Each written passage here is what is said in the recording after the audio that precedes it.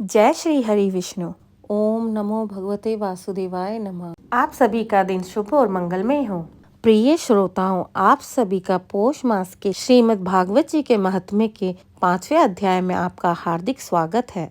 आज की कथा शुरू करते हैं। नारद जी कहते हैं, भक्ति, ज्ञान और वैराग्य को स्थापित करने के लिए अब मैं सुखदेव जी द्वारा कही गई भागवत शास्त्र की उज्जवल कथा द्वारा ज्ञान यज्ञ करूंगा। नारद जी ने पूछा कि यह यज्ञ कहाँ करना चाहिए और इसे सुनने की विधि क्या है। सनक आदि ने उन्हें बताया कि हरिद्वार के पास आनंद नाम का घाट है, वहाँ भागवत कथा ज्ञान यज्ञ का आयोजन करें। वहाँ कथा का ऐसा प्रभाव होगा कि भक्ति के दोनों पुत्र ज्ञान और वैराग्य वृद्धावस्था से हुष्ट पुष्ट और युवा हो जाएंगे। जहाँ भी भागवत कथा होती है वहाँ भक्ति ज्ञान वैराग्य स्वयं ही पहुँच जाते हैं। इसके बाद सभी गंगा तट पर पहुँच गए। वहाँ पहुँचने पर भूलोक, देवलोक, ब्रह्मलोक सभी जगह इस कथा की चर्चा हो रही थी। सभी भगवत कथा के रसिक भक्त श्रीमद् भागवत कथा का अमृत पाने के लिए दौड़ दौड़ कर आने लगे। भृगु, वशिष्ठ, च्यवन, गौतम, मेघातिथि, तेवल, देवराज, परशुराम, विश्वामित्र, शाकल, मार्कंडे, दत्तात्रेय,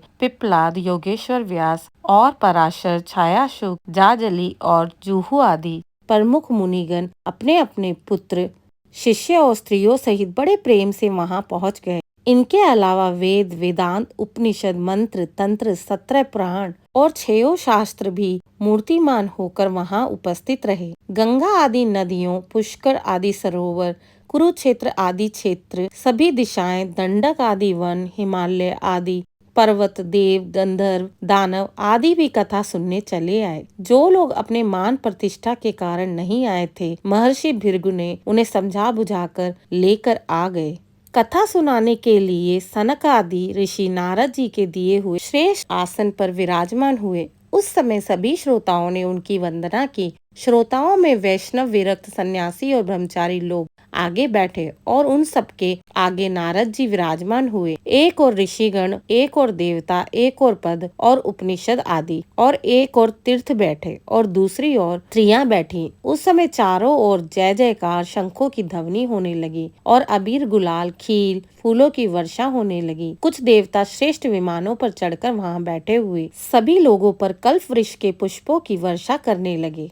सनक आदि ऋषि नारद जी की भागवत महापुराण की महिमा बताते हैं। यह कथा जन्मों के पुण्यों के फल स्वरूप प्राप्त होती है। इसे सुनने के लिए कोई नियम नहीं है, इसे कभी भी सुना जा सकता है। कलयुग में मनुष्य अधिक समय नियमों से बंधकर नहीं रह सकता, इसलिए सप्ताह में प्रावधान किया गया है। जो फल योग, तप और समाधि से प्राप्त नहीं हो सकता, वह भागवत कथा सुनने से प्राप्त होगा। यह यज्ञ, व्रत, तीर्थ, ध्यान से भी बढ़कर है। जब श्री कृष्ण इस धरा को छोड़कर गोलोक जाने लगे, तब उन्होंने उद्धव को ज्ञानोपदेश दिया। उद्धव जी ने पूछा कि आपके जाने के बाद पृथ्वी पर कलयुग आएगा, तब यह धरती उसका भार कैसे उठाएगी। तब श्री कृष्ण ने अपनी संपूर्ण शक्ति भागवत में रख दी और अंतर्ध्यान होकर इसमें प्रवेश कर गए। इसलिए भागवत साक्षात भगवान का शब्दमयी रूप है। भागवत का पठन श्रवण करने से सभी पाप धुल जाते हैं। कलयुग में यही एक ऐसा धर्म है जो दुख, दरिद्रता, दुर्भाग्य और पापों की सफाई कर देता है और काम, क्रोधादि शत्रुओं पर विजय दिलाता है। अन्यथा भगवान की माया से पीछा छुड़ाना देवताओं के लिए भी कठिन है। मनुष्य तो इसे छोड़ ही कैसे सकता है। अतः इससे छूटने के लिए सप्ताह श्रवण का विधान किया गया है। जब सनक आदि मुनि सप्ताह श्रवण की महिमा का वर्णन कर रहे थे, वहाँ अपने दोनों पुत्रों के साथ विशुद्ध प्रेम रूपा भक्ति बार बार श्री कृष्ण गोविंद हरे मुरारी, हे नाथ नारायण वासुदेवा आदि भगवान नामों का उच्चारण करती हुई प्रकट हो गई। वह भागवत कथा के अर्थ से निकली थी। तब भक्ति ने कहा कि मैं कलयुग में नष्ट प्राय हो गई थी, परंतु आपकी कथा अमृत सुनाकर मुझे पुष्ट कर दिया। अब बताइए कि मैं कहाँ रहूं। सनक आदि ने उससे कहा, तुम भक्तों को भगवान का स्वरूप प्रदान करने वाली, अनन्य प्रेम का संपादन करने वाली और संसार रोग को निर्मूल करने वाली हो। अतः तुम धैर्य धारण करके नित्य निरंतर भक्तों के हृदय में निवास करो। ये कलयुग के दोष भले ही सारे संसार पर अपना प्रभाव डाले, किंतु वहाँ तुम पर इनकी दृष्टि भी नहीं पड़ेगी। इस प्रकार उनकी आज्ञा पाते ही भक्ति तुरंत भगवत भक्तों के हृदय में जा विराजी। जिनके हृदय में एकमात्र श्री हरि की भक्ति निवास करती है, वे त्रिलोकी में अत्यंत निर्धन होने पर भी परम धन्य है, क्योंकि इस भक्ति की डोरी से बंधकर साक्षात भगवान भी अपना परम धाम छोड़कर उनके हृदय में आकर बस जाते हैं। सनक आदि कहते हैं कि भूलोक में ये भागवत साक्षात पर ब्रह्म का विग्रह है। हम इसकी महिमा कहाँ तक वर्णन करें। इसका आश्रय लेकर इसे सुनाने से तो सुनने और सुनाने वाले दोनों को ही भगवान श्री कृष्ण की भक्ति, प्रेम और दिव्य सेवा प्राप्त हो जाती है। अतः इसे छोड़कर अन्य धर्मों की क्या आवश्यकता है।